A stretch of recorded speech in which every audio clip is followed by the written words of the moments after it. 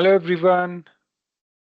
So in this particular tutorial, I'm going to walk you through the SQL Server High Availability using Windows Server Failover Cluster.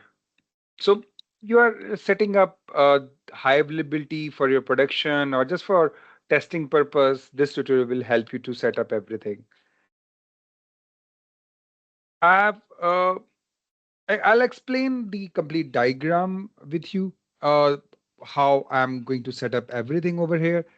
And as well as whatever I'll set up here, I just created one GitHub repo where I'm just keeping all the Terraform script to generate all these resources which I was showing you in the diagram, and the complete guide of this tutorial with all the screenshots. It will help you to set up, or if you stuck somewhere, to understand, how it would help. Now, quickly, I'll explain this diagram. As you can see in this diagram, just to set up the high availability, we have two virtual network. One is primary virtual network, another is the secondary virtual network.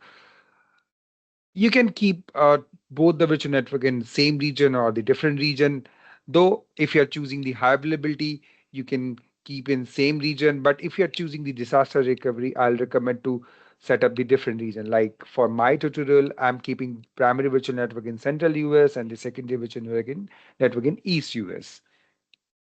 So apart from that, you can see the VNet pairing in between two virtual network just to have the pairing established to, if so that two resources can talk to each other from the different virtual network.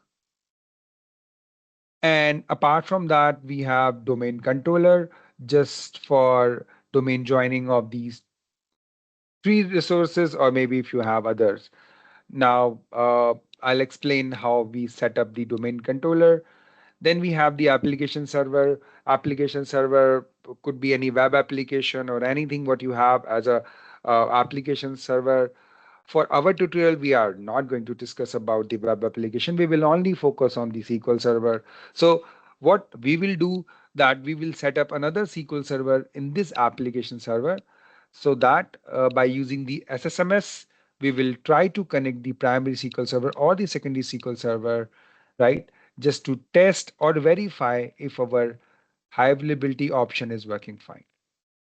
Now, quickly, I'll jump on the Terraform script just to explain that. Let me open the Terraform. Let me quickly describe each and every step. I'll start with the variables. So just a project name, I'm just keeping the SQL AG. Production is an environment. Then I have two region, central US or East US. I have two resource group, primary or secondary, two virtual network, primary or secondary. Then I'm going to create the pairing between primary and secondary and primary. Then two network security group, which I'll put on my subnets, whatever I'll create in both the virtual network. Then the name of the machines. So I'll create four virtual machines. For first primary SQL Server, I'll keep SQL VM. For secondary, I'll keep SQL VM secondary, and two virtual machine for application server and as well as domain controller. So domain controller, we will give name as local AD. Quickly jump on the local file. So local, I'm just using just to create the prefix. So all the virtual machine or the resources, we will have some sort of prefix or suffix with the name, so that uh, as per the Microsoft standards, we can keep the name. Now quickly jump on our main file. So for the main file, having two resource group on the top. As you can see, the values are coming directly from the variable. Now, after the two resource group created, I'm creating the network security group. In the network security group, I'm just keeping one security rule, which is for 3389. Uh, I'll I'll remind you that this is a tutorial. So if you are using this for production, I'll not recommend to open the 3389 as for remote location because uh, uh, for to make the remote connection.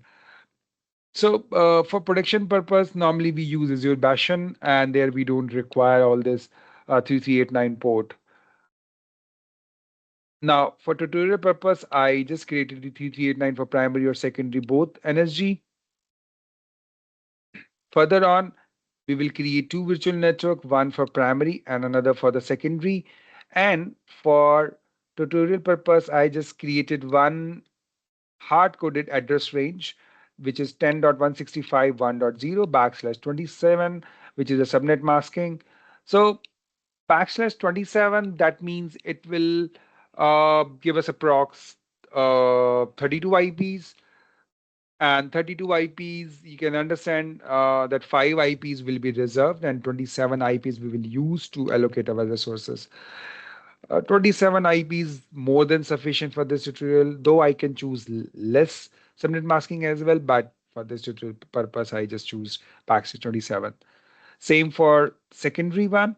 For secondary one, you can see that I have choose another range 10.165.2.0 backslash 27. Now you can see the VNet peering where I'm just allowing the net uh, the data to receive or the forward data. So this is for both primary and secondary. Now for virtual machine, as you can see, I have created 4 virtual machine. For virtual machine, I just created a module so that same module I can use to create all 4 machines. I'll quickly explain the module, couple of stuff from the module that I'm creating one public IP. Again, I'll say that for production purpose, I'll not recommend to create the public IP, but yeah, for tutorial, you can do that. And one network interface card for every virtual machine. Then the size, which I'm again taking hard coded for tutorial purpose, it's very less size. It's 2 core, 4 GB RAM machine, and the username and password again hard coded. Quickly back to the main Terraform file. So as I was explaining, the virtual machine, the primary SQL Server, secondary SQL Server, as you can see, the source image, I'm just passing as the SQL Server 2016, Windows Server 2016. So for two SQL Server machine and as well as application server. As I said earlier, we will not have a web application, so we will again use the SQL Server machine just to connect the other virtual machines. And one is the domain controller. Yep. Thank you, guys. In the next video, we will execute the Terraform.